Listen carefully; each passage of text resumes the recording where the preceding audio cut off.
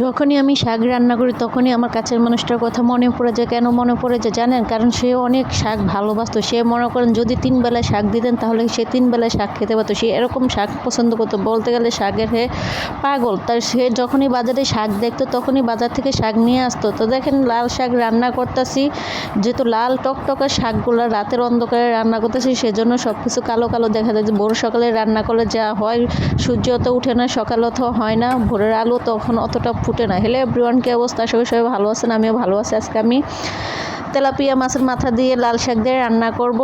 তো প্রথমে মাছগুলো আগে ভালো করে কষে নিয়েছি, সেটা অফ ক্যামেরায় করে নিয়েছি, যেহেতু সব কিছু তো ভিডিও করা হয় না। সকালের সময়টা খুবই তাড়াহুড়া, যখন আমি সেজন্য আর সবগুলো ফুটেজ নেওয়া হয় নাই। মাছগুলো আগে দিয়ে আদা রসুন বাটা, হলুদ মরিচ যা যা লাগে পরিমাণ মতো পানি দিয়ে ভালো করে কষে নিয়ে এখন লাল শাকগুলো পরিমাণ মতো দিয়েছি। দেখেন এত শাকের শাক, কিন্তু রান্না করলে কি হয়, একটা ম্যাজিকের মতো আস্তে আস্তে আস্তে আস্তে কমে যে একটুখানি হয়ে যায়। দেখলে মনে হয় যে আরে আল্লাহ, এত শাককে আমি খেতে পারবো এক একটা মানুষ। কিন্তু যখনই একটু সিদ্ধ হওয়া শুরু করে তখনই ম্যাজিকের মতো আস্তে আস্তে আস্তে আস্তে কমতে শুরু করে। তখন না আমার কাছে এই দৃশ্যটা অনেক ভালো লাগে, যে মানুষ ভাববে যে একা মানুষ এত খায়, এত শাক কি কেমনে খাবে।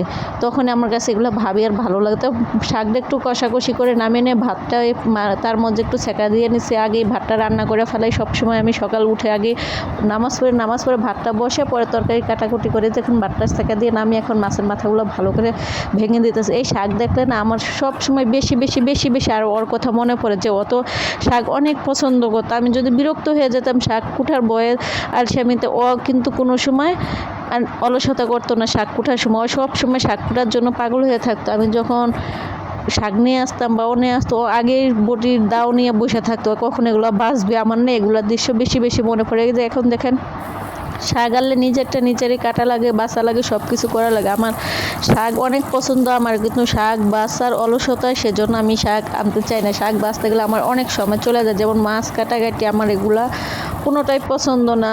আল্লাহ জানে কেন আমার সাথে এরকমটা হলো, আল্লাহ একমাত্র ভালো জানে। তো সবাই আমার জন্য দোয়া করবেন যাতে আমার কাছের মানুষটারে খুবই তাড়াতাড়ি আমার কাছে চলে আসে। আমি তারা খুবই মিস করি। সামনে সবরাত আমি যখন নামাজ পড়তাম সে তখন আমার পাশে শুয়ে থাকতো। তা আমি এখনও ভাবতাছি এই সবরাতে আল্লাহ জানি আমার কি দেবে, কি করে এই সবরাতে না জানি আমার একা একাই নামাজ পড়া লাগে। তা আপনারা সবাই আমাদের দোয়া করবেন যাতে সবরাতের উপলক্ষে আমার স্বামী আমার কাছে চলে আসে। আল্লাহর কাছে সবাই একটু আমার জন্য দোয়া করবেন, ঠিক আছে? যার সাথে এরকমটা ঘটছে, যার কাছের মানুষ বা মনের মানুষ চলে গেছে, সে একমাত্র ভালো বুঝবে।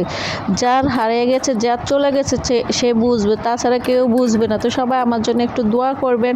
দেখেন শাকগুলো কত সুন্দর হয়ে গেছে না, অনেকটা লোভনীয় হয়ে গেছে। খুবই ভালো লাগছে শাকটা, রান্নাটা এত মজা হয়েছে যা বলার বাহিরে। অফিসে তো কলিগরা খাইয়ে বলতেছে আপু তুমি এত সুন্দর রান্না কিভাবে করলা। তাই যাই হোক, শাকের রান্নাটা এই পর্যন্ত। পরবর্তী আরেকটা ভিডিও নিয়ে চলে আসবে।